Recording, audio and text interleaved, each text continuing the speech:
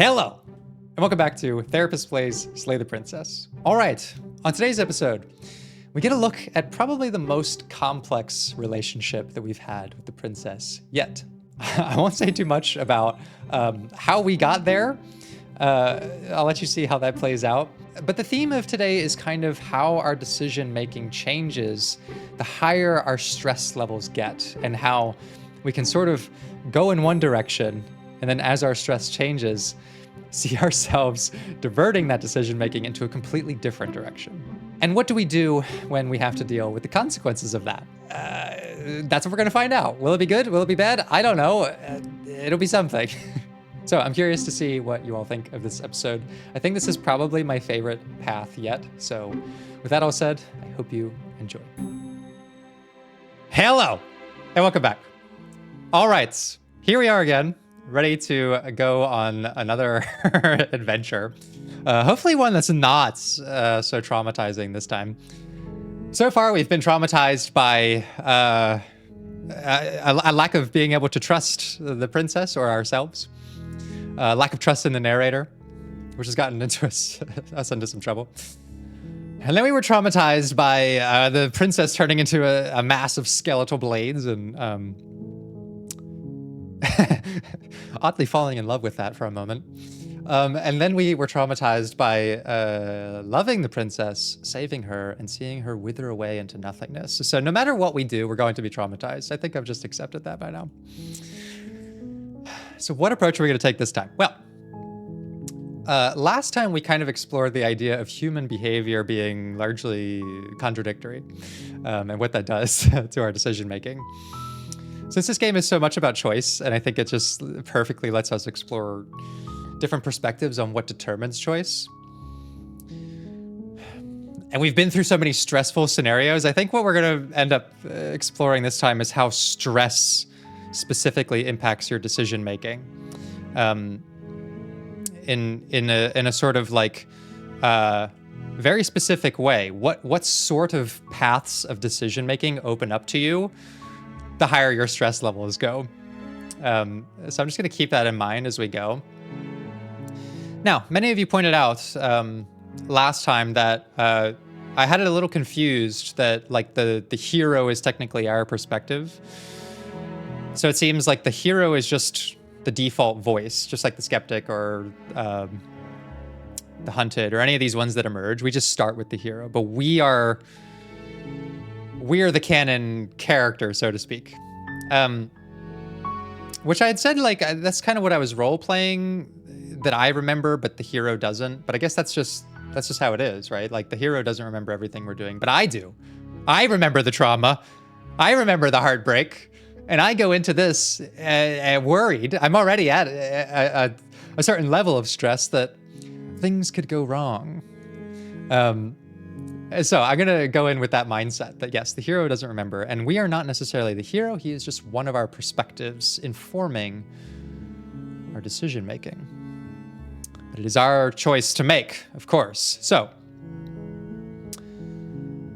this time, I'm going to see, because we've taken the blade twice now, and we've only not taken the blade once. I'm going to not take the blade again, but I'm going to make a different assessment of the scenario when I get down there. Let's continue to the cabin. You make your way up the short path to the cabin. You'll find the princess within. That's one thing I know. I will always find the princess there. We're not going to go through with this, right? She's a princess. We're supposed to save princesses, not slay them. Ignore him. He doesn't know what he's talking about. Okay. She's at the cabin. We know what to do. Why do I always say that? The interior of the cabin is almost entirely... We never know what to do when the shit actually starts happening. The floor and walls are painted in a fine layer of dust. The only furniture of note is a plain wooden table. Perched on that table is a pristine blade. I think the fact that it's a pristine blade makes it all the more alluring. If it was like a rusty dagger, I don't know if I would be drawn to it as much. I mean, look at it. It's just like laying there, ready for us to wield. The blade is your implement. You'll need it if you want to do this right. Okay. We're not going to take the blade. I want to explore this path more. door to the basement. Okay, we know this.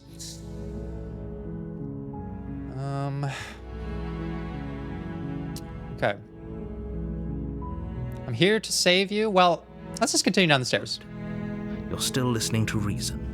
Do you think you can get me out of these chains? Okay, so I know that the path we went on last time is sort of closed off to us. Now, last time we completely, we tried to completely trust the princess. So here's what I want you to keep in mind as we go through this ordeal again, okay? I'm going to give you a little bit of a rundown early on before we actually make some of these decisions of how stress impacts your decisions, okay? You can kind of think of it like this. Let's imagine we have like a stress ladder that looks something like this, right? And obviously like 10 is ultimate stress, very highly stressed, right? And 0 is no stress.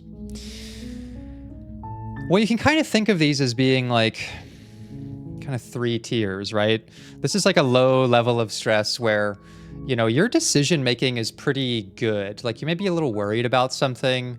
You maybe have a little bit of anxiety, but like here you have access to lots of your coping skills, problem solving, right?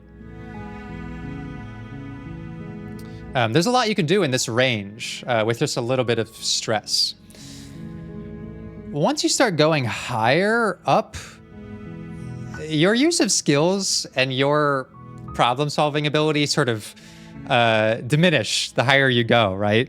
And a decision you'd make under a level 7 stress is going to be really more based on like immediate pressing reactionary concerns than it would be down here, where you can sort of maybe consider the long-term consequences a little more, right? You just have more access to your skill set, your coping skills at that range. And up here, you're basically fucked, right? This is like where we were when we were talking to the skeletal blades princess, right? We're at such a high level of stress where we're really only able to access like our fight or flight response, because our goal at a 10 is to, you know, go down to a 0, right? But this is where most people struggle to actually deal with their stress, is they try to go from a 10 to a 0. They want to just shortcut the line, right? They want to go from like ultimate stress to no stress. And so we will end up doing quite extreme things to do that, right? Some people turn to drugs. Other people will, you know, go into a fight or flight response, anything to like try to eliminate the stress, right? So we become very ineffective with certain skills at this range, but very effective with other ones, like the defensive skills. This is, you're supposed to be able to access this range for your fight or flight, right? So just keep this in mind whenever we're in one of these situations. Where is our stress level at, and how much access to sound decision making do we have, right? As we come into this situation, kind of keep in mind, I'll go with the idea that, yeah, we don't remember what happened last time. Remember what I was saying is that the hero has 2 things in his mind right now. I'm here to save the princess, but I'm also supposed to slay her, and something bad could happen if I don't, right? So I imagine he's somewhere here in this range, right? We might start doing really extreme things to go down this ladder, right? But really effective coping with skills is not about trying to eliminate your stress. We don't call it stress elimination, we call it stress management, right? Our goal is not to do this. It's to try to just get out of this range and see if we can go from like a 9 to an 8. What is one thing we can do right now just to go down one level? And then here, how can we go down here? And okay, you're still highly stressed, but you know, your skills are much more accessible here. Not as accessible as down here, but a little bit more rationality, a little bit more planning and forethought. Less reaction goes into them. And you might have a different set of skills at this range that you can use to, you know, walk yourself down from a 4 to a 3 and maybe all the way down. It is very hard to go from a 9 to a 3. but it's very possible to go from like a 9 to a 6, 6 to a 4, 4 to a 2, right? But just keep this in mind. We're probably like kind of stressed out. We want to trust her. We're also afraid. We hope that she's good. We're also worried maybe she's not, right? So that's where kind of skepticism might be one of the skills that we actually use here, where we're not quite in danger, but we are going to try to logically process every angle of a situation before we allow ourselves to get too stressed, right? That might be one of the approaches that we take. So let's see if she just can tell us what's going on. Okay.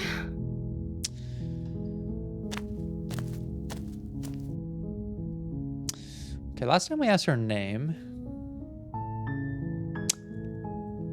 And this time, I think we're gonna lean a little bit more into skepticism, but not all the way. Let's just be curious about like what is her understanding of what happens when she leaves here. Let's see if she knows about this. I was sent here to slay you. You're apparently supposed to end the world. But I wanted to see you for myself. I'm still not sure what I believe, right? It's hard to sort of commit to a plan of action when you're in that like middle chunk of your levels of stress. Let's see what she says. Is that why they threw me down here? But I don't want to hurt anyone. I like the world, I think. You think? You think? What do you mean by that? Uh-oh.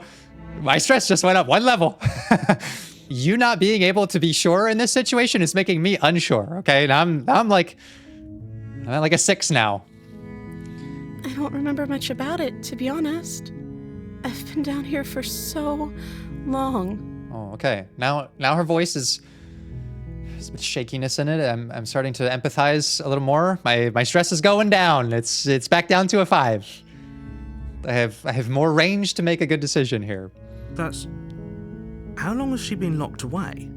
So maybe a lighter version of skepticism is curiosity, right? Which the hero is feeling right now. Did they tell you how I'm supposed to end the world? No, they didn't. Which makes me a little suspicious. I'm back. I'm at a 6. We're at a 6. No? I'm sure they have their reasons. I've been told enough. I was hoping you'd tell me. I don't know how to destroy the world, if that's what you're getting at. Okay. I believe her. Hero believes She her. doesn't have to know how to destroy the world to be capable of doing it. That's true. We don't know often how we hurt other people, and yet we're very capable of it. At the end of the day, whatever the two of us have going on down here is about trust. That's right. It is. Whoever sent you to slay me claimed I was a threat to the world, but they didn't tell you why. And now is where I'm starting to think that yes, like trust, being able to trust someone is going to let me like step down a few notches in my stress level, right? Like knowing I have someone on my side that if I make the wrong decision, I have an ally, or I have someone to console me if I do something wrong, right? Like having someone next to you, some trust, some universality is gonna keep your, at least, some level of your stress moderated, right? I don't trust that. And I don't think you do either, or you wouldn't have come down here to talk. That's true. That's very true. I think you can see that at the very beginning, we probably entered this with like a level 7 stress, where it's like, okay, I'm stressed enough to take the blade to begin with, right? That's kind of my line. Like at a 7, I'm taking the blade. That's where I'm at. 7 and above, it's blade wielding time, no matter what. Like, because I'm right at the line where if I get any more stressed, I'm gonna feel like I need to be in fight or flight, right? So I'm gonna need something to defend myself. And these skills at this range, they're not enough to defend me there. So that's probably why it made sense to go in there. Now, like I said, we're starting off around here at a 5, right? I'm not feeling like I need to arm myself just yet. But I'm like right here, guys. I'm right in the middle here. I'm still not sure what to believe between her and the narrator. She has a point. We're talking like this for a reason. You can see that the hero is also doing things. I know, like, he's separate from us, right? He's doing things for his... Imagine he has his own sort of thing going on with this. He's like trying to rationalize, right? Rationalization is another one of these like defensive mechanisms that we might use to lower our stress. Like, this is all about lowering our stress. Every attempt, every intervention, everything that we do is about trying to like lower ourselves here, right? And he's trying to rationalize by like making sense of what she's saying, reading the situation, trying to piece together like, well, she's been down here for so long, and why would she be saying that? Like, you can see him trying to moderate this for himself, and then the narrator is like trying to counter that. Every time the hero is like, hey, you know what? We don't have to be stressed. Like, she's trustworthy. She's here for a reason. The narrator says some shit, and he's like, yeah, but actually, something really bad could happen, and it's gonna be your fault. And he tries to like raise the stress again. Like, watch, that's exactly what's gonna happen. So this shouldn't be about what I'd do if I got out of here, or me saying the right thing to convince you to save me. This is about how messed up this whole situation is. This is my life we're talking about. Her open hands are quite appealing as a plea to be open-minded to her. Do you really think I can even end the world? Why would I even want to? I don't know. We both know that if there's people we can't trust in this situation, it's whoever locked me down here, and it's whoever sent you here. And those two groups are probably one and the same.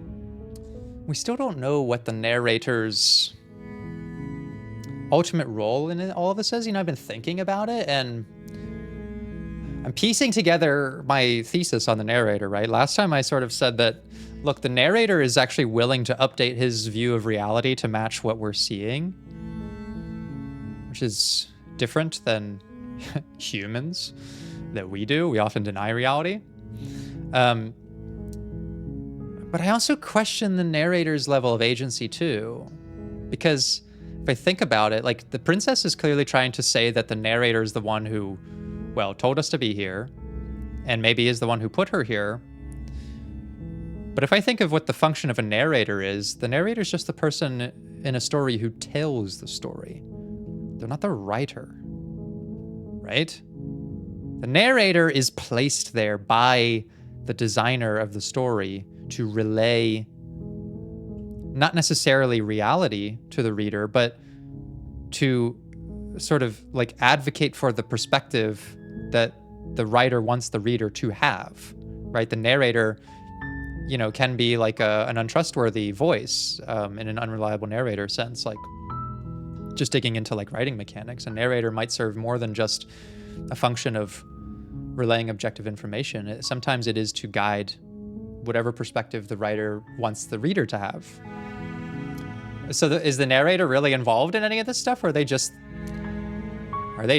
under their own strings being pulled by some sort of even further higher layer of the writer in this sense that we've not seen yet? We'll have to keep digging into that. Let's see, this princess is trying to get us down in this, and the hero is trying to buy into that because, look, we want to be not stressed. In fact, we might even be more willing to buy into what she's saying because, like, oh, it lets me believe that my stress is actually getting lower, right? And at this range, you're also going to start noticing the physiological impact of stress, increased heart rate, that sort of thing. Maybe eye dilation, right? Don't let her turn the tables here. This isn't about trust. This is about risk. We stand to lose everything, all for the sake of one person, and a subjugating monarch, no less. As I said, the narrator is like, hey, wait, whoa, wait. You are way too calm right now, hero/Brady. I see you're at a 3. Why don't you walk yourself back up to a 6? There's a lot at stake here. This isn't about trust. She's deceiving you. This is about risk. And she's trying to subjugate you. She's trying to take away your freedom. Doesn't that stress you out? Yes, it does. It does stress me out. I don't want to be subjugated. Well, I say that, but maybe there's a certain kind of subjugation we can tolerate. I don't know anything about you. For all I know, you're locked up down here for a reason. This is what I'm gonna let play out, right? Is this sort of back and forth of the narrator and the hero trying to influence us in this like sort of battle for like distress tolerance. This is, for those of you who are enjoying these as just like therapy lectures, I don't know if there's any people who are interested in being therapists or just like psychology. What you're seeing right here is called subjective units of distress, or SUD. It falls under the banner of DBT skills, dialectical behavioral therapy, which is where you work with someone on developing what is a 10 to you, what is a 7 to you, what is a 5 for me, what kind of decisions does Brady make at a 5 versus a 7, right? And you build out that subjective units of distress so that you can sort of monitor decision making and learn to be more effective and access your skills at different ranges, right? It all kind of falls under this category of DBT, dialectical behavioral therapy. So that's what we're doing here, right? So right now we're dealing with our own scale, and the voice of the hero is trying to rationalize to keep our stress low, and the narrator is trying to drive up our skepticism. Basically, rationalization is trying to lower this as a defense mechanism, whereas skepticism is a skill designed to alert you, right? Because you need certain skills of being alert to say like, hey, you're actually in more danger than you think right now, right? Distress tolerance, when we're doing that DBT work, distress tolerance is not just about having the most distress tolerance you can get. It's actually bad to have, well, no distress tolerance, because every little thing that happens to you makes you go here, right? Someone asks you how your day is and you're in a crisis, right? That's not good. But we also don't want it up here, because if you're too tolerant to distress, something that is a real stressor, like think of an abusive relationship, but the person has become too tolerant to this distress, may live down here. They've normalized it. They've rationalized it to a degree where they overlook how stressful it actually is on them. And you're not able to perceive the depths of your problems or do risk assessment very well. Things that are a risk, you're not able to see it. And so you're too tolerant to distress. You want to live somewhere here, right? We want to be able to go up and down this ladder effectively. It's not all just about living at the bottom. Sometimes you want to have skills that increase it so that you can access these skills in a way you don't when you're down here, right? So that's really important. The narrator wants us to go up there, and the hero wants us to come down. So we kind of want to see where this is going, right? And I think we're sort of still in the middle here. Like I'm going up and down this ladder a little bit, right? As I play into this. So I don't know. I'm going to the narrator is raising my stress a little bit, right? My skepticism. I don't know anything about you. For all I know, you're locked up here for a reason. Yeah, let's ask her what her reasoning is for being locked up here. Of course I'm locked up down here for a reason. Well, I guess she's right. Whether the reason is she did something bad or someone just put her here, that is a reason. I don't actually know what that reason is, but you don't just stuff a princess in a basement and throw away the key without there being some sort of an explanation, right?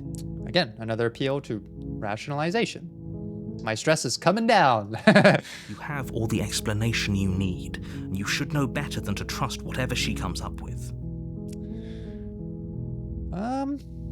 That's not a convincing enough argument. Stress is coming down. Sorry, narrator.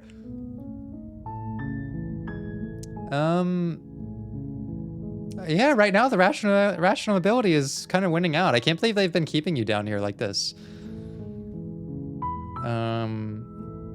Let's just take a look at those chains. Only making this more difficult. Sorry, narrator. Rationalization and being pretty have won out this time. Thank you. Thank you. And gratitude. Showing gratitude for me lowers my stress. You're making a huge mistake. That's nope. No, I'm not. No, you're doing the right thing. That's right. You walk up to the chains binding the princess to the wall and give them a tug. They're large and heavy, far too solid for you to even imagine trying to break them apart. Oh shit, now I've just remembered. Fuck. I remembered how this turns out. I'm guessing you don't have the key? No, I don't have the key. Maybe it's somewhere upstairs. Doubtful. Whoever locked the princess away down here intended for her to never see the light of day. They wouldn't have just left the key to her chains somewhere in the cabin. Look at the narrator now trying to use rationalization. He's seen that's a good tactic that appeals to us and appeals to the hero. So now he's using it. If there isn't a key, do you have any other ideas? What did we try to do last time? Last time she was just like, I'll just cut my hand off. I wonder if there's a way that we can not cut her hand off. Can we just like bash it? Okay. I'll be here. Good luck. Going back for it. To make your way out of the basement, but the door at the top of the stairs slams shut. Is someone else here? Shit. Okay. Try the door. It's locked. All right. Is there anything else? Make your way to the bottom of the stairs. This would have been so much easier if you'd just taken the blade like you were supposed to. Okay, now that we're stuck down here, I do feel myself getting a little bit stressed, okay? I'm not feeling as calm about this as I was a moment ago. I'm kind of back at a 5. Easier for whom? Easier for everyone. Look at the mess you're in. Starting to get stressed here. I heard the door slam. They locked you down here too, didn't they? Now I'm trapped. I'm going into fight or flight here. There's a slight panic rising in the princess's voice. There's a panic rising in mine. If I could just get out of these chains, I know we could force our way out of here together. The music stopped. No music. The music was keeping me calm. Barely held or raising her arm to her mouth, her teeth tearing through her limb with the determination of a trapped wolf. Okay, now I'm really stressed again. The music and seeing this gruesome imagery is elevating. She rips her flesh from her bone. A sound comes from behind you. The clang of bouncing metal. Uh-oh. It's the blade from upstairs. Uh-oh, guys. I don't know how it made its way down here, but if there's a time to strike, it's now. I'm kind of feeling like that might be a good idea. Or we could use it to free her. Hero's still trying to rationalize. He's trying to bring my stress down. You won't like what happens if you do that. But I'm kind of in the narrator's clutches here because now I'm in the situation like the princess, like I'm trapped.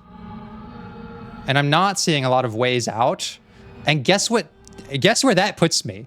Like, I'm no longer able to start thinking about like what's right or wrong as much. I'm kind of in like fight or flight mode. And like I said, 7 is where I could tolerate the distress without the blade up until this point. I came in here to save her, or at least just to talk to her. But the stress is too high. I gotta get myself out. If anything, it's gotta be me. Let's fucking do it. Without hesitation, Oh God. bring the blade down and plunge it into the princess's back. Finally. This is the only thing I can do. I've crossed the threshold. I'm too stressed. The wound drives her to the ground. Holy shit, though. This is just cold-blooded. Okay. There's no going back now. I'm with you to the end. Oh, yeah, the hero is just all on board now. All that skepticism and rationality is gone. We're living in the danger zone now. Let's survive the shit out of this. You bastard. Me this whole time? I don't know if I was lying or if I'm just extremely stressed. The princess pushes away from you, the motion ripping the blade from her back. Oh, shit. Wounded, but still alive, she crouches on all fours in the corner of the room and meets your eyes with the ferocity of a cornered predator. Okay. 10. We're at a 10. But we still have the blade. You've made a terrible enemy, and there's nothing in the world that can possibly save you from me. Is there still time to talk this out? I thought we had the upper hand, but it's as if she's barely even threatened by us. My little icon says I still have the steel implement. While I am alarmed, I'm ready to defend myself. It's an act. She's wounded and unarmed. There's nothing she can do to hurt you. We have the advantage. I'm not so sure. Don't waver now. I'm not wavering. As you ready your blade to deliver a lethal blow, she lunges at your legs with the same animal ferocity she used to tear at her arm. Oh my goodness. And her arms, she's grown claws. She's grown feline-like. Claws and fangs. Your blade cuts into her again and again as you're tackled to the ground. I'm sorry. Your body racked with pain as she rips into you with tooth and claw. Yeah, we're beyond any sort of like rationalizing or skepticism here. This is like full cold-blooded survival now. Forget about trying to rescue her. This is about survival now. Give her everything you've got. God damn it, this game is in my brain. Get it out, get it out. Stop reading my mind and delivering dialogue that's like mirroring my thoughts. It's getting fucking creepy. Fucking do it. Fucking commit to it. Slay her. Though your nerves are seizing with pain, you know you've done your fair share of damage as well, your blade having left deep gashes in the princess's back. You seize a moment of hesitation to throw her off of you and shakily push yourself back to your knees. We can still turn this around. Yes, that's right. By engaging in Mortal Kombat. Finish the job. Give up. No, we finished the job. We're fully committed. The only thing that is going to bring us out of a crisis level scenario right now is with the steel implement. You steel your resolve and take another step closer to the princess. You probably won't make it out of here alive, but you can still make sure that she won't make it out of here. Do it! Do it! Excuse me? What's this about not making it out of here alive? What? No, we're all about survival right now. There's no other option. Do you think this is what I wanted to happen? I have a duty to state the facts of the situation, and honestly, it's a miracle anyone in this room is standing right now. Don't act so surprised. A duty to state the facts. Kind of what I was theorizing. The narrator is just the teller of the stories, not the author. I'll come back to the narrator. Can you not feel all those gashes and holes pulling you apart? If the princess doesn't do you in here, blood loss is certain to finish the job. Well, we're absolutely done in no matter what. You take another step forward when the princess lunges towards you. Defend yourself! The two of you enter one last exchange, a flurry of blade and claw and fleshy ribbons. And then you stop. Neither you nor princess able to go any further. Okay. This mutual destruction. You collapse on the ground, and the princess collapses beside you. Blood pools around you both, and you watch each other fade away. Maybe this is the real connection we needed to have. We've tried to connect based on navigating the labyrinthian construct of language, trying to figure out how to assess whether one is trustworthy or not. That didn't work. Then we just tried to feel things out, just get crazy with it, let our lustful desires drive our behavior. But I can see now that we are most connected when we're trying to tear each other apart. That is when we are the most similar. When we're both in the fury zone.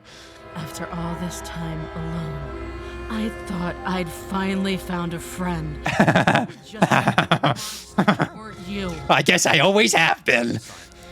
As the room starts to get fuzzy around you. Maybe we both deserve this. You've paid a terrible price, but you've saved us all. It's over. I'm only fucking imagining what we've turned her into next time now. If you think this is it, you're sorely mistaken. One way or another, I'll make sure you pay for this. I believe her, actually. You don't have time to worry over such things. Everything goes dark, and you die. What have we done? What have we done? What have I done? Chapter 2. The Witch. You're on a path in the woods, and at the end of that path is a cabin. And in the basement of that cabin is a princess. Okay. You're here to slay her. If you don't, it will be the end of the world. Now I think, where are we at now? Well, going into the fight or flight mode, it led to our destruction. And I think it sort of raised our baseline for stress. We're probably like coming in here expecting that whatever we're going to find is going to be ready to kill us. Like, right away. Right away, because the princess wants her revenge. So I'm going to say we're living at an 8 right now. So I'm guessing this is like super stressed. She's going to kill me again. Yeah, no shit. That's what we're worried about. Again? People don't die twice. You haven't even met the princess, and I hardly think she'd be capable of killing someone as skilled and courageous. Don't you try to butter me up, narrator. I have never felt more like nothing more than a tasty spot of prey. If he doesn't remember what happened, then maybe it's best to keep it that way. Okay, this is usually when we get our other voice, so what's it going to be? Brilliant. We need to keep our cards close to our chest, and I'm not sure we can trust him. Ah, the opportunist. You know I can hear you, right? It's going to be a lot harder than you think to keep secrets from me. I'm curious about the opportunist because I only think there was like 1 or 2 lines from him in the last time we encountered him during the like multiple voice breakdown we had. And he was kind of coming in with some good points, to be honest. I feel like he came in with a couple of rational moments. So let's see where he directs us. Did I say I'm not sure we can trust him? Slip of the tongue, bit of the old brain fog. I meant to say that we should probably head over to the cabin and slay that princess. We already know we can't trust her, so let's get on with the show. So as an opportunist, like, what is his gambit? Is it he'll kind of just respond to whatever feels like the most advantageous thing in the moment? Guess we'll see. I think we've already explored that, so let's just proceed. A warning before you go any further. She will lie, she will cheat, and she will do everything in her power to stop you from slaying her. Don't believe a word she says. This time, I believe the narrator. She will do everything to kill us. I'm so terrified of what the witch is going to be. Don't worry. You can trust us to get the job done. Yeah, just trust me. Trust me, bro. Proceed.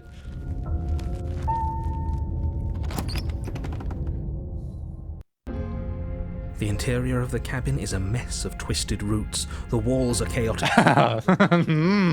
almost as if by accident, just happened to resemble a room. The floor is damp and earthy, and the only furniture of note is a slab of mud in the shape of a shelf, with a pristine blade perched on its edge. So, like I said, this time we're coming in, we are already in the fight or flight zone, which is the grab the fucking blade zone. Do anything you can to keep it close. The blade is your implement. You'll need it if you want to do this right. Absolutely, we will. Take the blade. You take the blade from the shelf.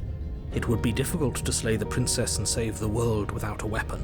Yes, it would. Well, if we're grabbing a weapon, we should probably keep it hidden behind our backs. She doesn't have to know we have it. The opportunist is interesting. It's kind of like I'm up here, Brady's up here. But the opportunist is like, he's the function that he like represents this zone almost. The opportunist is like, his whole thing is designed to, no matter what, look for a way to get out of that zone. Like, keep the blade behind your back. Always have some sort of advantage. Always have something up your sleeve. Be at least a step ahead. It's like, yeah, just sort of this planning intuition. That's not actually a bad idea. And the hero is pliable to that. Okay, we've checked out the mirror before. We're just gonna head into the basement. Let's just get this shit done.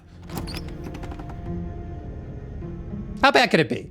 The door to the basement creaks open, revealing a staircase dug into the muddy earth below. The ceiling is thick with roots that hang like locks of tangled hair. I love how the music has changed again. It's this more plucky sort of tempo to it. The weak starlight from the cabin windows behind you can barely penetrate the gloom here, only illuminating the edges of an opening below.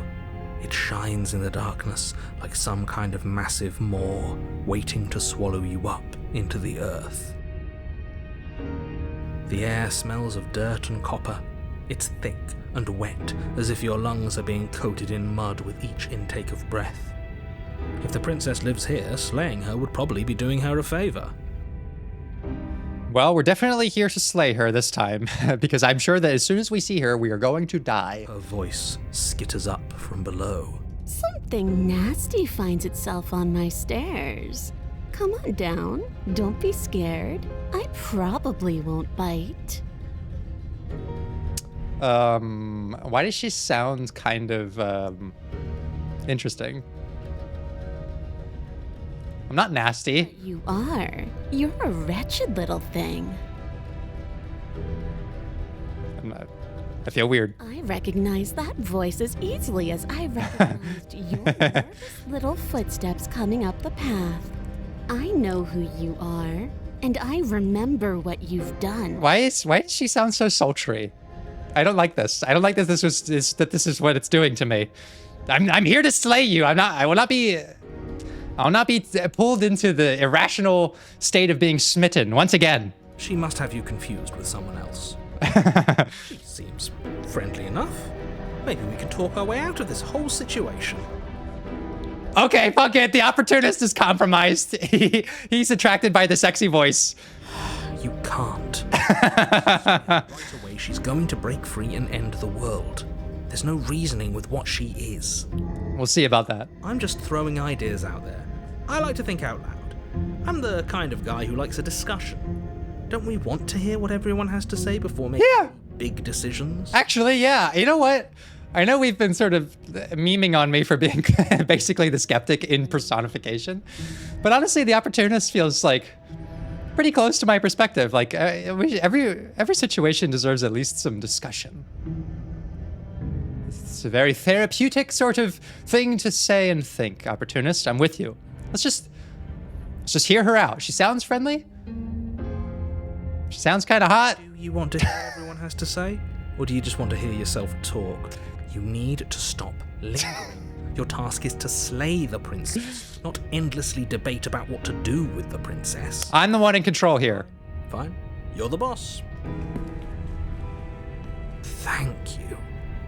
You descend the basement steps, entering the dark room below. Do you have a tail? You can just make out the shape of the princess in the gloom. She's huddled against the far wall, her eyes bright and glaring from amid the thick roots. Is that a tail?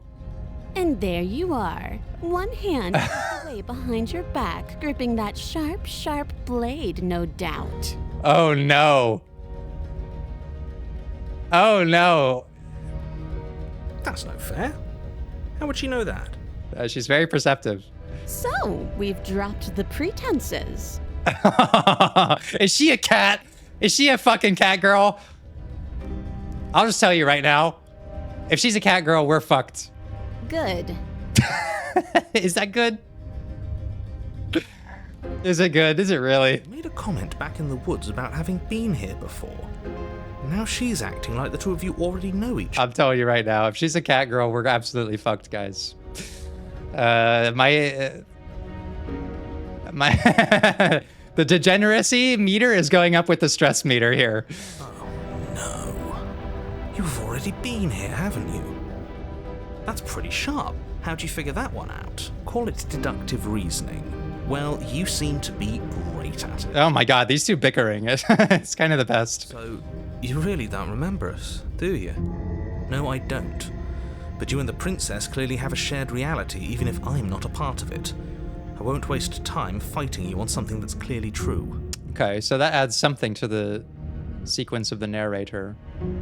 He really doesn't follow us through these things. There is maybe just as much as we determine the shape of the princess, we determine the perspective or the iteration of the narrator, maybe.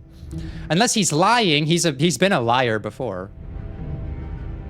Or he's at least tried to control the situation. I'm just glad we could put all this behind us. I think the opportunist is like maybe a little bit too much in the middle range of stress. I think we've earned a little bit of distress here, actually. It's kind of a stressful situation. Is it all behind us? Just focus on the task at hand. I don't care if you've been here before, and I don't care if you think you'll go somewhere else after this. My world is on the line right now, so I'd appreciate it if you would take this seriously and slay her. I'll try. I'm making no promises now. Let's chat her up a bit first. Maybe we can find a middle ground where everyone's happy. I agree. I can't agree more, in fact. Don't talk to her. Your it's more difficult than they have to be. Let's just chat her up. Well, I seem to remember you having a tongue. See how fun she sounds?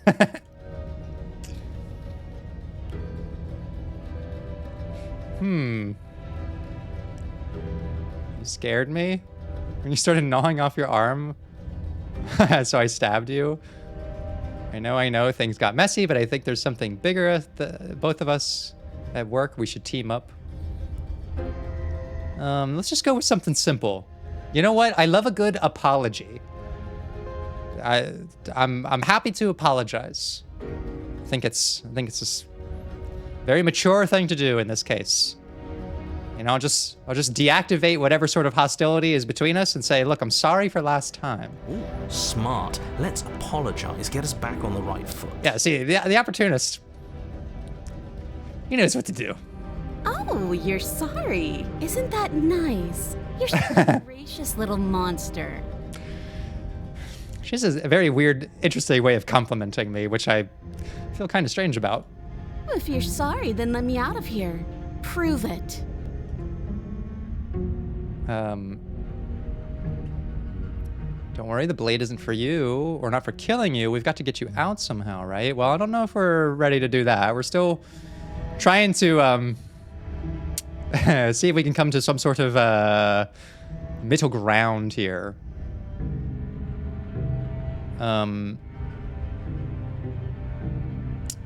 Yeah, maybe, look, I know things got a bit messy last time, but I think there's something bigger than both of us at work. It's true. We should team up. I suppose you didn't come into my hovel of your own accord, did you? All right. I suppose I could Team up? I need a way out after all. And unfortunately, you're the only one I have. Seems to me like she's offering a mutually beneficial arrangement. I told you, the opportunist is so compromised. He sees the pretty cat girl and he's all over it. Now, this is actually pretty psychologically sound. I'll make a little addendum to this top brackets of the stress, subjective unit of stress here, okay? We do have a fight or flight response at a crisis level of stress. But we also tend to do something else at this range. There's fight, flight, freeze, and fawn. As in fawning over someone. When we feel like fighting is not going to work, and flight's not going to work, well, we know that we can't leave once we're in here. We've tried that before. We've certainly tried fighting. That doesn't work. Freezing is not going to do us much good, I don't think. Last time, the princess fucking cut herself out of her chains and got to us anyways. And so the last desperate attempt to survive in a crisis is basically to submit. It's to fawn. It's to, like, try to appeal to the desires of your captor or your assailant. Basically, I'm saying we're gonna try to fall in love with the cat girl. Do you know what the word mutually means? Because it sounds to me like she's offering an arrangement that benefits her and her alone. But maybe what benefits her benefits us. But I'm worried though. I get the sense you're not happy with me. Is that a joke? Do you think a joke will charm my trust back? You'll have to try harder than that. Damn it. I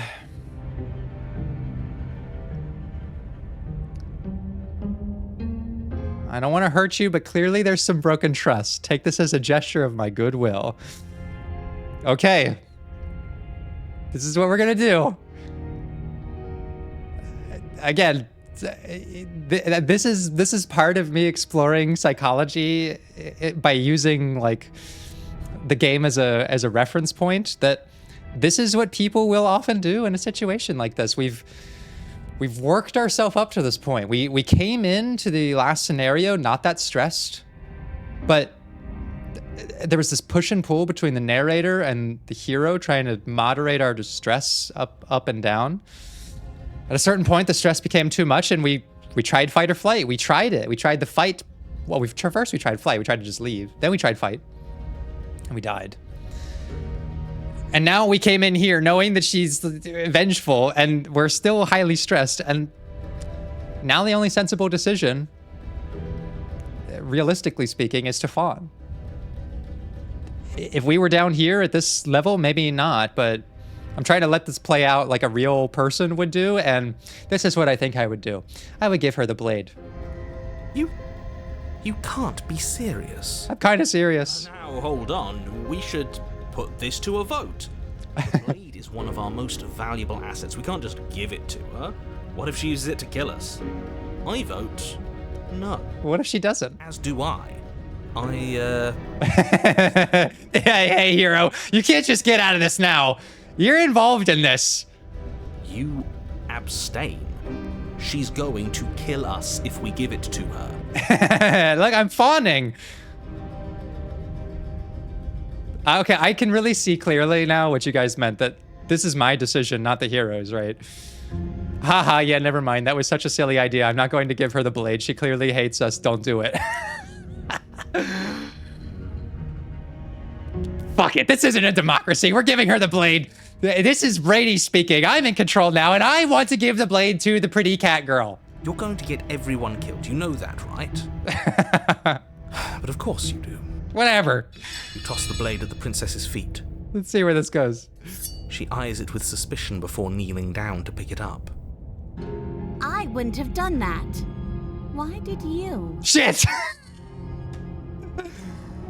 Because I love crazy. I don't know. You hear a clanging of metal against the dirt floor, and the chains fall from the princess's wrist. Did she even need to cut her hand off? She could have gotten out of those the whole time. That sneaky... Look, I didn't say that this would lead to a good conclusion. I just said that I was trying to make a decision that seemed psychologically reasonable. A woman after my own heart. It's a shame we just gave her a weapon, because if I were her, I'd use it on us right now. See, I knew it. I knew the opportunist would be able to relate to that. She's just taking good advantage of the situation. For us, you're not her. Oh, we sure think alike, though. I can promise you that. Yeah. Whatever you say next, you better make it count. Look, there's no guarantee that she's going to harm us. She creeps forward, taking one cautious step at a time until you and she are face to face. What do you think happens now? I think me and the pretty cat girl leave together and live happily ever after. That's what I think happens. That's what's gonna happen, right? That's what's gonna happen. You're beautiful. I want to actually save you, and this feels... Yeah. Fuck it. She pulls back, clearly caught off guard by whatever nonsense you just said to her. I made the cat girl blush. Maybe she won't kill us, boys. Boys and girls, maybe she won't kill us. I thought it was nice. That is kind of nice. Whether it's nice depends on if we meant it. We didn't mean it. Did we? I kind of meant it. If you were lying, we'd all know. You weren't lying. What? What do you mean by that? What kind of game are you playing? Now I'm really confused. What's gonna happen here? The look of surprise that momentarily softened her features vanishes as she steals her nerves. And then Oh fuck! is the blade in your heart. No! No, princess! What? No, come on, that's not right. Come on! I thought we were gonna go live happily ever after. Just a cute cat girl and a bird boy. I told you this is what she was going to do. Oh, shut up, opportunist! You just listen to anyone. You just listen to the last fucking person who said something. Glee dances across her face as you fall to the ground. Look, fawning after the princess in some sense just means I'll do whatever I can to make her get what she wants. I'm happy with this outcome. I'm actually totally happy with it. I did it. I got you. You... The princess seems to tremble, her smile fading quickly, replaced with concern. Her nervous eyes brim with tears. Oh no. Because I dropped that little hint of love, I may have infused her emotions with some genuine care. Why? Why did you let me do this? Because I think I love you. But you don't have the strength to respond. No! Nor do you have the time. No, princess! Everything goes dark, and you die. Fuck! Chapter 3, The Thorn. Okay. You're on a path in the woods. I can't believe she actually stabbed us. I can believe it. Unfortunately, I can believe it. I told you not to give her the blade. I told you it would come around to bite us.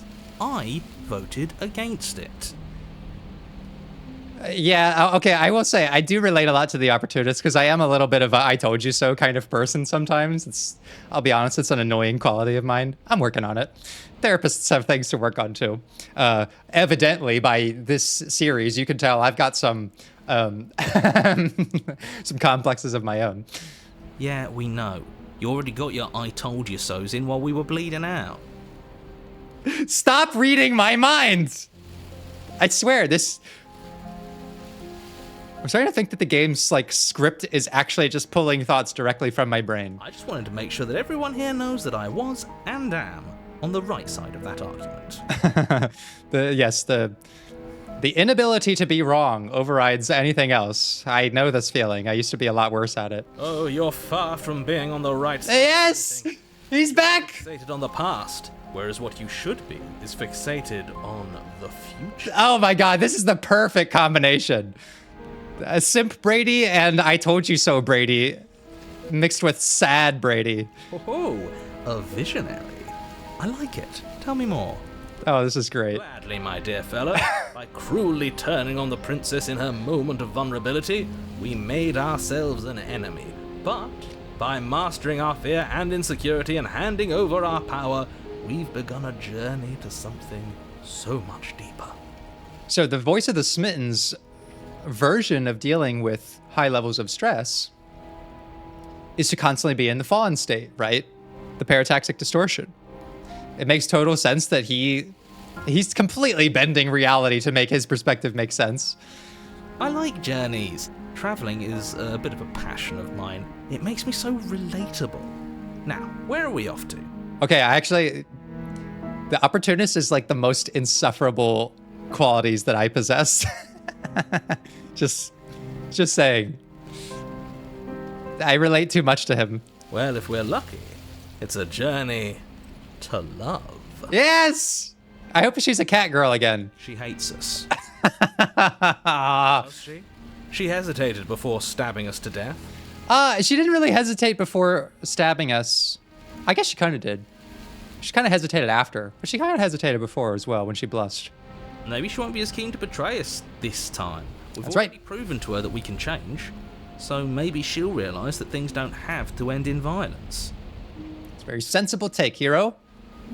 I think that communicating the capacity to change is a very empathy, earning, and attractive quality. You know, maybe you're right. In which case, I suppose the only thing to do is to get back to the cabin and give it another try. Give what another try exactly? You are aware I've been listening to you, right? It makes no difference if we conspire in the shadows or bear our intentions with open hearts. We are breaking your cruel cycle and whisking her away to freedom.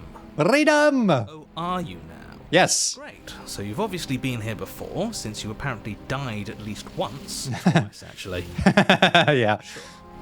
Twice. Then I'll spare you the little introduction I had planned. You already know about the princess, and clearly you already know that she's dangerous. So don't muck this up. It's bad enough that this isn't your first time through. This place is different. It keeps changing. That is one of the things I'm most curious about, is the outside world. Wonderful. If the woods themselves are changing, then that's all the more reason for you to take this seriously. It would mean your grip on things is slipping, which, in turn, likely means her influence is spreading. Okay. Someone's in the know. I've already said too much. The more information you have, the more difficult your task will be. Don't listen to her, definitely don't free her, and if you can, don't even think about her. I'm definitely going to be thinking about her a lot. How can I not think about her? You don't have to worry about me. My head's always... Except for thoughts of her. I mean, the smitten... It's the smitten and the opportunist. It's me. It's me, guys. It's me. We're even now. I'm sure she understands that, but we can see what she has to say for herself when we get to the cabin. No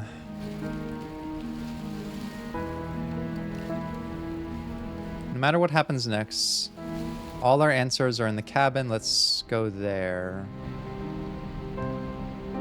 Yeah, let's see what she has to say for herself. Yes. Good. Playing both sides. That's what smart people do, and you're the smartest in the room. God damn it. The opportunist is making fun of me by being me. Trying to make me feel buttered up by telling me I'm smart. Stop it. You stop it. I'm not sure it counts as playing both sides if people can hear you doing it. Buddy, you're thinking in far too few dimensions. There's layers to doing this right, and I'm pretty sure the one making the choices gets that. Trust in the plan. It's just my pretentious side coming out. Trust in what plan? There's no plan. The decider's plan. Sure, we don't know what the plan is yet, but that's part of the whole trusting thing, isn't it? A good leader knows how and when to keep things secret, and sometimes a good leader even knows to keep things secret from himself. So this is the first mention of the decider, which I gather to be us. Which, yeah, while I got the hero and our perspective a little mixed up last time, I do remember from the very first episode that there was a moment where when we had the skeptic and the narrator said, like, something about between the three of you. And I did comment and say, oh, it must mean the skeptic, the hero, and us. So I've been keeping it in mind that we're not the voices. I just thought that the heroes maybe was the one that spoke, but I can see that no, it's actually the decider's voice, the Birdman.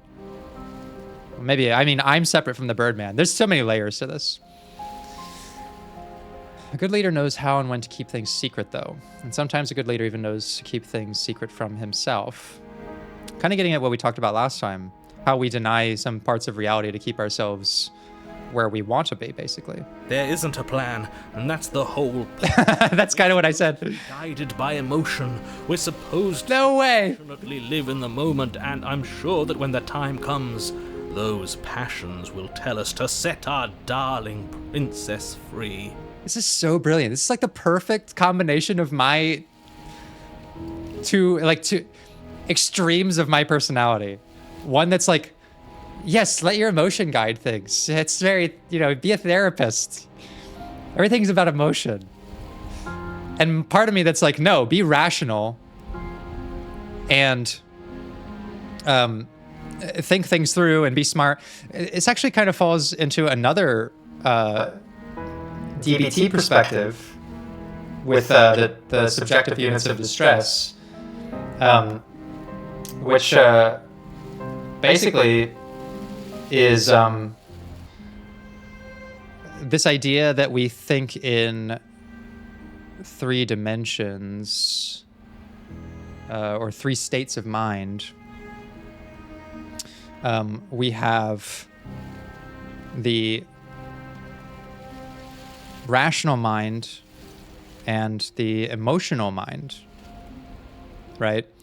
And rational mind does try to logically process things, and it tries not to make decisions based on emotion, but just based on facts. Because when we're in a rational state of mind, we think that emotion is messy and abstract and doesn't come with a lot of planning, right? When we're thinking with emotional mind, we're doing more as the Smitten says, like, let's go based off of intuition, let's let our virtues guide us, let's not try to be too cold or calculated about things. And then you have something in the middle, which we call the wise mind, which is like being considerate of both, right? Applying rationale to some dimensions of a problem and emotion to some others. And a lot of times, if you're using DBT skills in therapy, you might be working with someone to understand, well, are they trying to apply rationality to an emotional subject, right? For example, like, and it comes into play a lot in like couples situations, well, my partner is just so upset with me and I don't understand why. They keep saying I'm not attentive enough or, I'm not emotionally available enough. And I don't know what she's talking about. Like when I come home, I spend this much time with her and I do this many things with her or whatever. We start like trying to break down the problem with rationale. Here's how much time I spent with her. Doesn't she remember the last 3 times I did this? Like it's like very calculated, right? Whereas like you're not connecting with what's happening because we're not using an emotional mind. This is not about like keeping score, how many times you two connected recently or who initiated that connection. You need to be thinking emotionally, which is like not always a linear dimension. It's like, what is she feeling right now? Try to access that, right? Maybe even reference this, that like when we're down here, our rationality is maybe more accessible and we're maybe more emotional here. And if your partner is feeling like super rejected or abandoned, they may be at like a 6 or a 5 or something. And it's really more emotion that's guiding that feeling upset at you, right? And so we want to appeal more, we want to think about the problem more with an emotional perspective. And sometimes we want to do both, right? Sometimes we want to be able to think in both dimensions at the same time and appeal to something that gives us a whole picture of what's going on. So right now we have like the opportunist, kind of all rational, smitten, all emotional. Maybe it's the hero, maybe it's us, something that's an intermediate that kind of is trying to put all of that together and be like, what's the like wise combination here to make like the most rational decision that is also emotionally sound. If I were you, I'd remember what she's done. You know how dangerous she is. And you should know that someone like her shouldn't be let loose upon the world.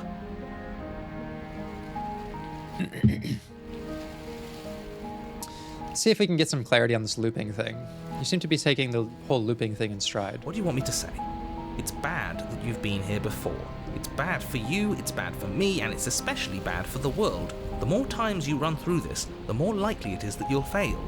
You've already failed twice. So you knew this could happen. Theoretically, sure, I knew this could happen, but I was supposed to be the first. I'd really rather not get into it. I'd rather you did. I don't care about where we came from, and I don't care to discuss the theory of anything. I yearn only to bring her freedom. I'm here to feel, not to think. Completely emotional mind. It's literally there. I'm here to feel, not to think. No rationality. And sometimes you run into the opposite problem, which is that something is kind of rational, and we apply a complete emotion to it, right? And that's also like dysfunctional a lot of the times. You know, if you're trying to do something like budgeting, right? Budgeting should be something you do with your rational state of mind, right? Talking about the future is something that you should be doing with your wise mind. It needs to consider the rational part, but also the emotional part of like your desires, right? An emotional, mind thing is like if you're in an argument, you want to use your emotional mind, not necessarily a rational mind, because then you get into like trading blows. Like, well, you did this, and then you said that, and then I did this. Like that's rational mind speaking, right? Emotional mind is good for processing. When you're processing a grief or a loss, or you want to get something out, or you want to vent, right? Venting is, necessary to just vent out the emotion. But a lot of people, when they hear venting, they're listening with a rational state of mind and they try to problem solve. If your friend or partner, whoever comes to you and is venting, listen to them. They don't always want you to problem solve. If they ask, then that's great. But don't necessarily think that if they're saying, I have this problem and this problem and this problem, that they're looking for, well, have you tried doing this? Well, did you consider this? Well, what if you did this? Like, they're actually going to feel more friction with you than not, because what they really want is for you to meet them where this is emotionally. If someone comes to you and says, I am trying to figure out how to talk to my friend about this problem, or I'm trying to explain this thing to my boss they're not getting, then you want to employ more of this, right? Like the strategy behind that, and use probably more of the wise mind, right? Your rational mind is good for like planning a trip, right? Planning a route. So you just want to use them for different things, and planning for the future, or some sort of like planning to have a child or whatever, right? You want to think more with both dimensions. So it's important as a DBT skill to help people understand when and how to use these skills so that they can be more effective in their relationships. Because a lot of people respond to emotion with rationale, and a lot of people respond to rationale with emotion, and it just doesn't always work out. Then we can all move on and forget what I said about failure. Okay? It's important that you believe in yourself, and the fact you're here probably means that you still have a chance to pull this off and save the world. My world, at least. Sounds like you've probably doomed a couple of others already. I need to stop talking. Think happy thoughts. Now the narrator's like trying to bring himself down here, right? Thinking happy thoughts. No matter what happens, it seems like all our answers are in the cabin. Let's see this through. It isn't long before you find yourself at the base of the cabin. I think it's clear where everyone stands at this point. Yes. Opportunist, is fully in the rational mind, smitten in the emotional. Me? I will be in the wise mind. I don't know if I'd say everyone. You talking about me? I have a position. It's a good one, too. Very rational. Ignore him, he's just talking for talking's sake. My position is the only one that matters. You know what you have to do. Proceed. The interior of the cabin is hardly an interior at all anymore. There's no blade. The burned out ruins merely suggest the shape of the structure that once stood here, charred wood still reeking of ash. But beneath it lies the fresh smell of spring growth after rain, the promise of new life in the wreckage of the old. Oh, I love the prose in this. The only furniture of note is the crisp shell of what was once a table, a pristine... Wait, this isn't right? There's supposed to be a pristine blade. Where's the pristine blade? Why isn't there a pristine blade? Why isn't there a pristine blade? We gave it to her last time. She can't still have it, can she? I'm a little worried she does. Well, it's not here. And if she has it, let me guess, you want to get all chummy. Maybe. As far as I see it, if it's between him and her, I say we side with the one who has the weapon. It's just the smart thing to do. It's quite a rational thing to do, isn't it? I wouldn't be so hasty. I'm sure the blade will turn up somewhere. She can't have it. That's not how this is supposed to work. If she does have it, that's all the more reason to have faith in her. We've already shown her our heart. Now she has to show us hers. How very emotionally minded of you. Unless her heart tells her to stab us, which doesn't seem unlikely, so yes, I agree. Let's make sure we get on her good side. Okay, so actually this is wise mind, right? My emotional mind, smitten, and opportunist, rational, have both agreed on a course of action, which is that if she has the blade, we'll appeal to her. How do we even get down there? The only thing I see is a mirror. Yeah, why didn't you mention the mirror? I didn't mention a mirror because there isn't a mirror. We've seen this a couple of times now. The narrator doesn't seem to be able to see the mirror at all. Before, I kind of thought that the narrator saw the mirror but denied it. Like he didn't like the idea that we would peer into it for some reason. But I'm starting to think the narrator just can't see it. But he says there isn't one. That's got to count for something, right? Either way, I say we take a look. It feels like it's been forever since we've actually seen ourselves. For all we know, our feathers are all out of place. And that's why we haven't yet won her heart. We must put our best face forward. That's right. Yeah, we can't go around looking disheveled. Wise mind. Getter takes care of his appearance. Irrational and emotional agree. We look in the mirror. So, is the door to the basement behind the mirror? I promise you there isn't a mirror, and there isn't a door to the basement. The entrance is more of a burned-out frame than anything else, and it's right there on the far side of the room. Do you really not see it? Let's go for the mirror. You step forward and approach the scorched entryway leading to the basement, hesitating before you begin the descent. You know what you have to do. Wipe away the grit from the mirror, and behold our handsome features. Swipe the mirror clean. Reach forward and wave your hand through the hollow entrance leading to the basement. You really thought there was a mirror there, didn't you? That can't be good. As if things weren't unpredictable enough. Yeah, at this point, the narrator's not really trying to mislead us. He's just as confused as we are with where things are going. I find the deeper we get into the chapters, he's still trying to convince us of the structure of the game in the second chapter. But by chapter 3 and chapter 4, that we got into 2 times ago, he kind of drops the act a little bit, and he's like, look, I don't fucking know where this is going. You figure it out. And so I kind of trust that he really doesn't see the mirror. So I'm not quite sure what to make of that just yet. Alas, our fine features remain unseen. We'll just have to trust that she'll find us beautiful as we are. That's right. Seems like the only way to go is forward, isn't it? It is. Yes, that's where everything tends to be. Let's just put on a good face and have our wits about us. Our wits, we'll keep them. We'll make them about us. Enter. You step through the frame of scorched wood and make your way into the darkness below. The stairs to the basement are covered in a fine layer of gritty ash.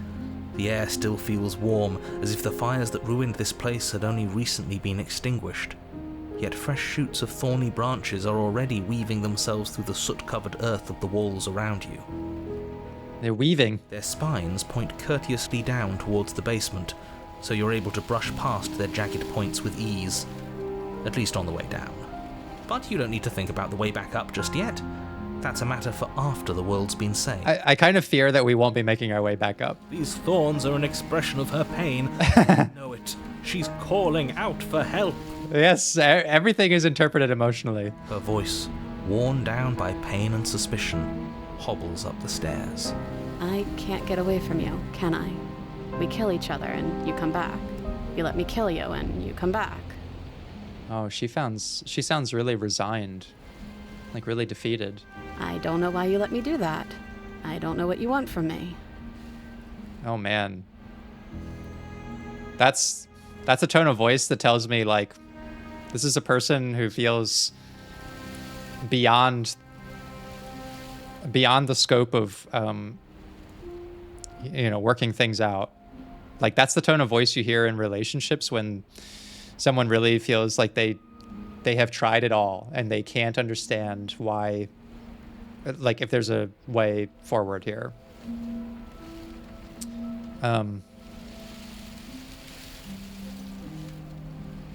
She feels manipulated.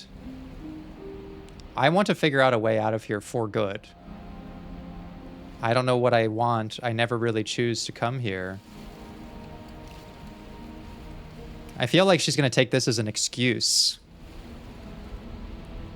Because she would say, but you make the choice of what you do when you're here. Let's see. I think you know how this goes. I'm down here and I can't leave. So come down and talk. It's not like I can stop you. Okay. You continue down the basement stairs, brushing past the smooth edges of thorns that grow more and more plentiful as you make your way forward. You step out into what was once a vast open cavern, now overrun by briars and prickles and thistles, the space thick with hostile vegetation. Oh, this is horrifying. At the heart of it all, encased in a tight weave of vines, is the princess, her bloody, trembling hands clutching a pristine blade. Oh, this is sad. This is... Did you know this was going to happen to me? Are you here to watch me suffer? Are you here to laugh? I like genuinely feel bad now that we've been fucking snickering and laughing this whole time. Making a mockery of the situation. Knowing that underneath the many realities of the princess, probably at the bottom layer, this is what she really feels. Like that she's trapped in this endless cycle and probably feels abused by, being the last person who gets to decide the fate of her life between the narrator and myself. And she's just clutching the blade out of defense, basically. Oh, this is cruel. I'm here to laugh. No. I'm not here to laugh. I can cut you free, but you have to give me the blade back. There's no way. She wouldn't do it. You're in a prison of your own making. I broke our cycle of violence. If you still want to wallow in it, be my guest. Man, these all sound so bitter, though. Fine, if you're going to be like that, I'm going to leave. This is... Unfortunately, this is where a lot of relationships on the downturn go. Is you have someone who seems very disaffected and resigned. And that causes the other person to feel like, okay, well, if you're not going to work on this, then I'm not going to work on it either, right? In fact, I may blame you for being in this situation. Usually a lot of arguments tend to follow this cycle that go like this.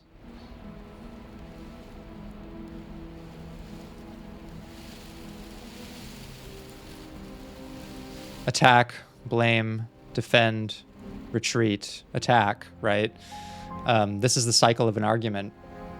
Many arguments. Even sometimes it's about arguments. Like, why are you always starting fights with me?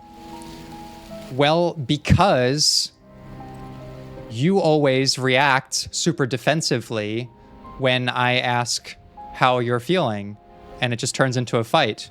Well, I'm only acting that way because you're always so hostile or negative. Okay, you know what? This isn't getting anywhere. I'm not dealing with this right now. It just becomes a cycle, right? Why aren't you paying attention to me right now? You're neglecting me. Well, I am paying attention to you, but you never seem to care when I do pay attention. That's because the attention you're giving to me isn't enough in some way. You know what? This isn't going anywhere. I'm done talking about this, right? Almost every argument can be rounded out like this, or they can sort of, it's not always a linear sort of thing. This is exhausting, though. It's fucking exhausting to be in this, and where every conversation is just this all the time, and where it leads us to, at the end of a relationship, is this, where it just says, you know what? This was always going to happen to me. I don't see any point in fighting about it. Why don't we both just say fuck it, right? But either way, perception's a powerful thing. We could take this as an attack, and you can see that we have options to blame, right? You're an imprisonment of your own making. This is your fault, right? We could go that route. I don't have anything left to say to you. Retreat. Or we could be defensive. What did you think would happen after you killed me? Did you think I wouldn't hold it against you? Like, we can take any route in this paradigm here to be in an argument. And that would be living more in the emotional mind. But I think that the voices we have present, opportunist and smitten, they didn't come in with so much bitterness. And I don't feel it either. And I'm the decider.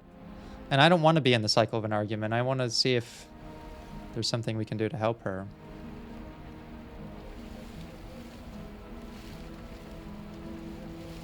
I'm not here to laugh. I'm here to free you, if you'll let me. I want to trust you. Oh, this is so sad. Her grip tightens on the blade. But we've not been trustworthy.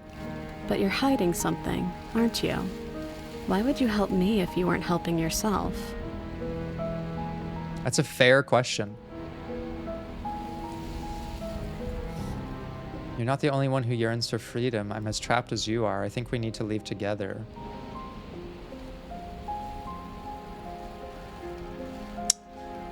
Yeah, I mean, at the end of the day, that's the universal relation that we have. We're both stuck in this loop, right? Let's see if this gets us somewhere. The princess clutches the blade closer to her chest. That sounds nice.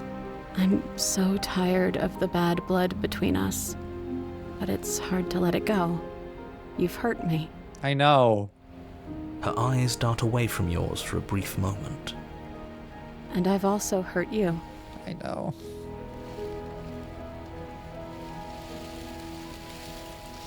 Oh, geez.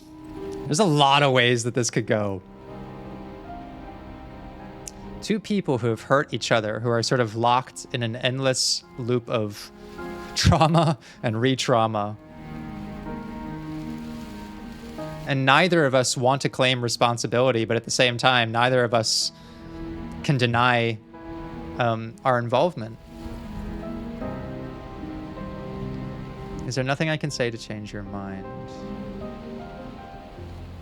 This is not a good question to ask, by the way. Personally, I don't think it's a good question to ask in a situation like this. And the reason for that is because changing your mind makes it sound like what she's feeling is, I think that it's wrong. Like, whatever state of mind you're in, why don't you tell me what I can say so that you can change it and not feel that way? Or you're wrong to feel that way, and what's the right thing I can say to get you to feel the right thing? It's just a bit awkward. I would rather ask something like, what do you hope can happen between us? Or what would you like to happen right now? Because that's going to cut closer to what she really feels based on that state of mind. And she might say, well, I want us to work this out, or I want you to leave me alone. Or what do you hope happens between us? I hope we go our separate ways, or I hope we can work this out.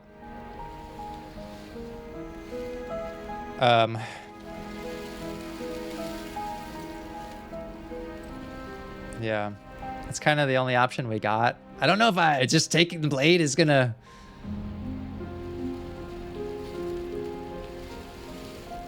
Can I take the blade now? I really don't like this one. Let's ask if we can take the blade. Her eyes briefly meet yours, then dart back to the floor. She hangs her head in resignation. Okay. I guess we're gonna reach for the blade. Fuck, I have no idea what's gonna happen. You reach towards her bloodied hands, laying your palm on her trembling fingers. For a moment, she clutches it even tighter, her knuckles going white with the effort. I'm sorry, princess. But then the tension fades. Her grip finally loosens and she allows you to take the weapon. Now what? Carefully pull it free from the thorns, though they scrape at your skin, leaving red trickles of fresh blood all along your arms. She trusts us. She trusts us. Doesn't that set your heart aflutter? In a very somber way, yes. Yeah, a little. It could just be nerves. Being this close to her does bring back unpleasant memories, but I don't know, it doesn't feel bad. It feels good. Like we're special to her. Mm-hmm. We are special to have gained an ounce of trust from a maiden so guarded. Now all that remains is to free her from her binding. Where's the opportunist at? Yeah, let's do it. Let's show her how much both of us have changed. He's kind of disappeared. I wonder if he's still here. Or, hear me out, we slay her. Right here, right now. She's never been so helpless, and if we don't take advantage of that, we may never get another chance. That sounds like a splendid idea. You should listen to him. I don't know. I see that the lines have been drawn. This comes down to, do we let our fear drive this, or do we let that intuition... She gave us the blade, much like we did to her when she was the witch. It's 2 against 1. It's 2 against 2. You don't count. And why shouldn't he count? Because he's clearly not one of us. That doesn't matter. He's been with us the whole time. He should get a say. That's just because he believes what you believe. So, did you mean it? Or was I a fool to hand my life to you? Oh, this is so cool. I just wanted my blade back. No, we're gonna cut her free, of course. Or do we slay her? No! I think I cut her free. It's a very, very hard thing to do for someone in a state like this, to be open to trusting, right? And to break this terrible, nasty cycle of arguing, right? And it really takes a lot of introspection and effort to understand what role you tend to play in this. If you're a very defensive person, if you're a very blameful person, if you're the one who tends to initiate attacks, or if you're just someone who withdraws from every conflict, right? Or maybe you're all of them, in which case it's really hard, right? But it starts with just acknowledging, very simply, you know, I realize that whenever you try to give me feedback on something, I get defensive and I don't always hear you out. That's not fair. It's going to win a lot of trust, or even just a little bit back to someone, to just let them know that you're not interested in doing this. You know, I realize that I always try to justify my avoidance by focusing on what you're doing wrong, but I think that's unfair too, right? I don't want to blame you anymore. I know that when I get very passionate and I feel threatened, I tend to come off as attacking and confrontational. I don't like this about myself. I really want to learn how to, you know, express myself with softer emotion. And, you know, to deploy this strategically and say, look, you know, I'm really too confused about what I feel right now to talk about it. I'm afraid that I'm going to end up, you know, doing one of these things. So why don't we just go away from each other for a while and come back and try this again? But I won't just abandon trying to work this out when I run up against a wall, right? That's the language that you probably want to learn if you want to sort of start working through how you conversate with someone you're interested in conversating with, right? So she did a lot. She really, really did a lot to trust us when we may not have really even deserved it so far. Let's cut her free. Yes, what a good idea. Let's cut her free. The opportunist just goes along with whatever was said last, I swear. Oh, so you're suddenly team free her? You can't just switch sides as soon as we make a decision. Complete shambles. He's in shambles. I can do whatever I want. And hard that this is the right course of action. Let's free this princess. He's a very weak-minded individual. Everyone deserves a chance at redemption. Let him join us and be merry. We are all united by our passions. Very weak-minded. That's right. What he said. We've already given him a chance at redemption. And who says I don't deserve another? I really mean it this time. I'm big enough to admit when I'm wrong. So I want to help you all free her. No, you're not. You wanted to kill her a second ago. I have no problem with that. Welcome to the team. You're one of us now. No, but the voice... Good guys. The voice of the smitten is also dysfunctional. Although it's not engaging in tons of like chaotic argumentation, it's not able to narrate the sort of things I was just talking about, like humbling itself to say, I'm flawed sometimes and so are you. And let's come to like a, you know, a point of mutual understanding about that. Like, it's just too delusional in the other extreme, that everything is fine. Blade to the thorny vines imprisoning the princess, and she flinches, relaxing only slightly as the blade slices into the thick vegetation rather than her arm. And she flinches again as the last of the vines is cut away, as if, after all of that, she's still expecting you to turn on her and stab her in the heart. But you're not going to do that, are you? No. Still, all it would take is a single slip of the blade. No, do not intrude on my thinking, narrator. Such a pathetic attempt at distraction. Huge. Our blade is a dashing sword, and every dashing sword is an extension of its hero. It won't slip. You're right. He can't even make it slip, can he? He's a bit of a nobody. Good thing I've been on your side. You're a shell of a person, opportunist. It's pathetic. The princess falls into your arms, tears streaking down her cheeks. I can't believe you're making me describe this. I hate you. Clearly, you don't belong in this love story then, narrator, and you're too blinded by single-minded hatred to see that our pain is what makes us love each other. Our shared pain. You actually meant it. You rescued me. I'm trying. Do you see the way she's looking at us? Kiss her. Kiss her now before the moment ends. Oh, fuck it. Why not? This may be our only chance at this. Can we actually do that? No, you can't. Absolutely not. I can, narrator, and you will describe it. You know as well as I do that we can. And we wouldn't want to throw away a chance for a special moment, now would we? If I were only capable of throwing myself off a bridge. Narrator, you can't be impervious to love forever. Well, are you going to describe our steamy, romantic kiss? You lean in and you kiss her. Yay! And what? She reciprocates enthusiastically. You kiss. It's done. Are you happy now? Kinda. Come on now, this is the big moment. You can do better than that. Ugh, fine. Yes, torture the narrator. The princess lock eyes and stare deep into each other's souls with all the roaring emotion that comes from letting what once was hatred turn into pure, unbridled passion. Yay!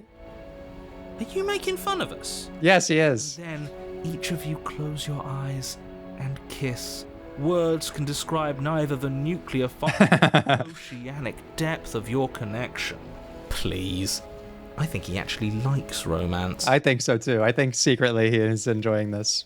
If history itself were not about to end, historians would document this moment for the rest of time. Musicians would write era-defining songs. Artists would expend entire lifetimes trying to merely capture the spark you hold right now.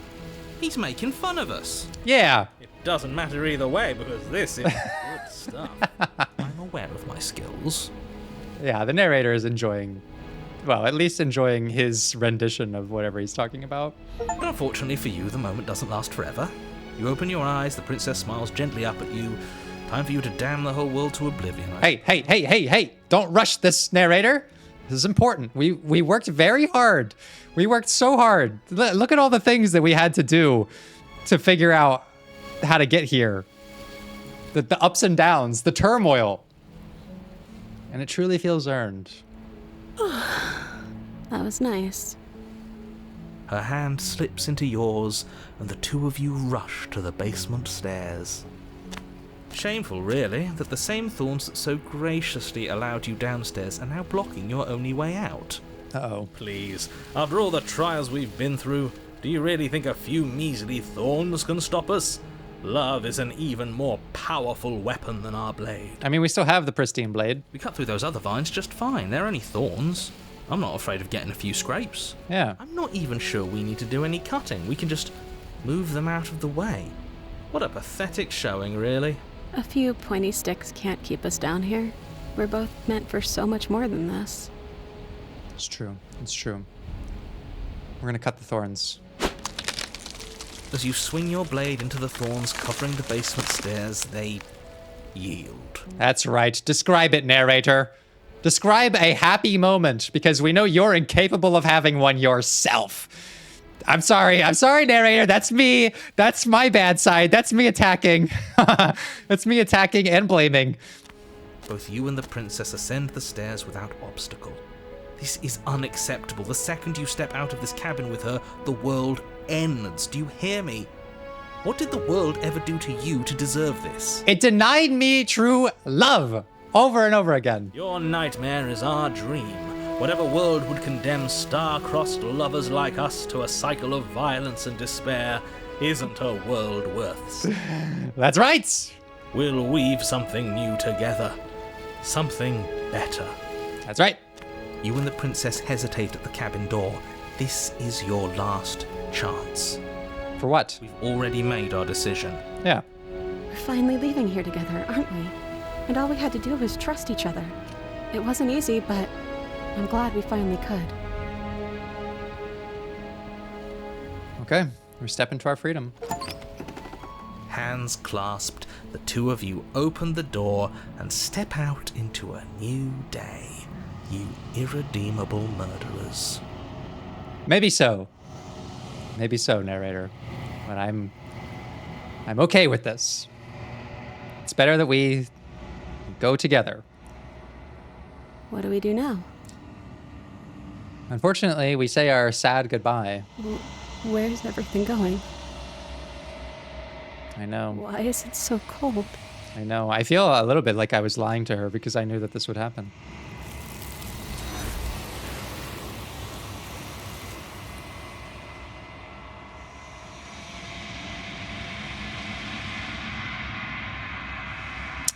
Do not get the chance to respond, nor will you ever. It's time to leave. Memory returns. She's gone. Where did she go? Should we try and find her? I'm starting to feel like, why can't I have any of these princesses that I've worked so hard to rescue? Why do I always need to give them to the vessel? Am I starting to resent the vessel? And there's that mirror again. Why is it here? Why now?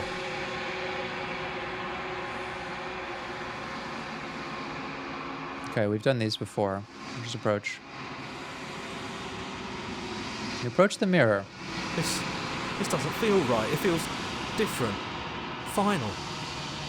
Yes, I fear that we won't like what we'll see. What if we just sit here and preen for a while? That can't hurt, right? If they think it's bad, I'm with them. The voices feel small, distant as you approach. Gaze into your reflection. Silence as you reach forward. They're gone once again. The mirror always makes them leave, but you need to see what's in it. So this is where the voices that we adopt in these perspectives fade away. And we become only ourselves. You've unraveled. You find yourself in the long quiet once again. Proceed to the cabin. You are at the cabin.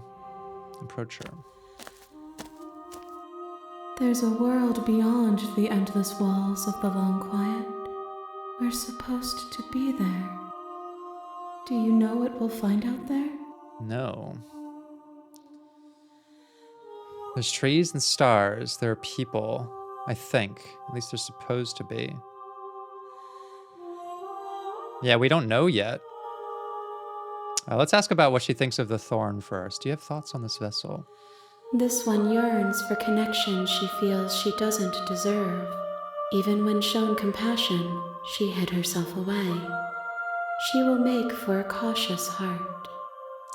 Yearns for connection she feels she doesn't deserve. That cuts deep. It cuts real deep. Do not mourn her. She isn't alone anymore. Yeah.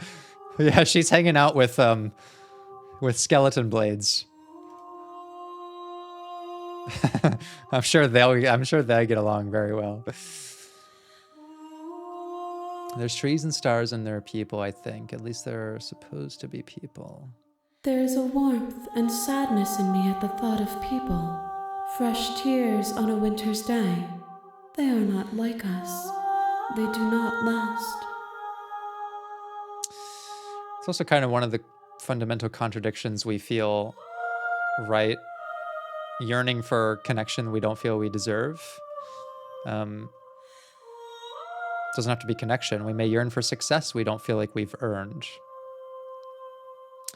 We may yearn for respect that we don't feel like we've earned. Maybe many things that we desire, but at the same time don't believe that we're very deserving of. How many more vessels do I need to bring you? One. Whatever you bring me next will be enough. Okay. And then gravity will pull the others back to me. I will be singular.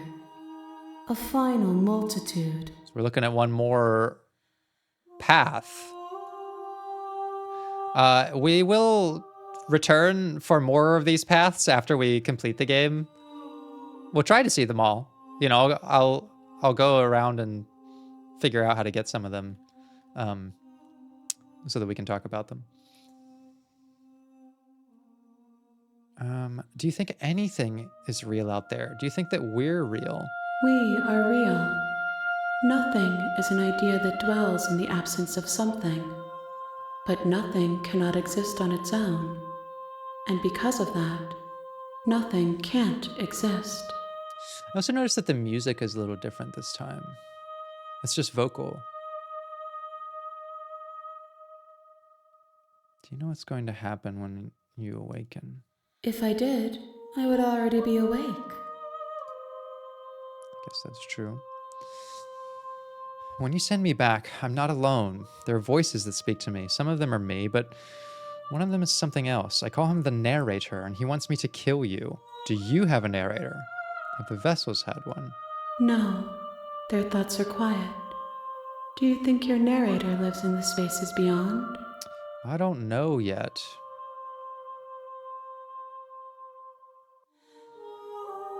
I haven't decided if he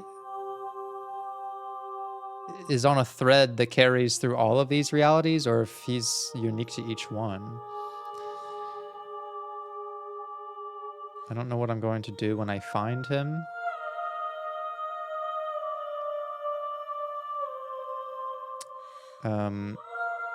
Well, more than killing him, I just want answers. When I find him, you and I are finally going to have answers.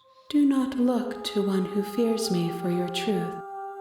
The only answers worth knowing are those we can find within ourselves. Okay. If this is the last time, is there anything you would like me to bring you? These gifts are a conversation, and each one shows me the contours of your heart. The only thing I want to see is what you choose for me when the thread is fully drawn. Okay. All right. I guess I'm ready to go back for the last time. The next time I see you, each of us will finally know what we are. Okay. I will be here, waiting for you. Is there going to be a jump scare here? Fuck. I was ready for it and it still got me.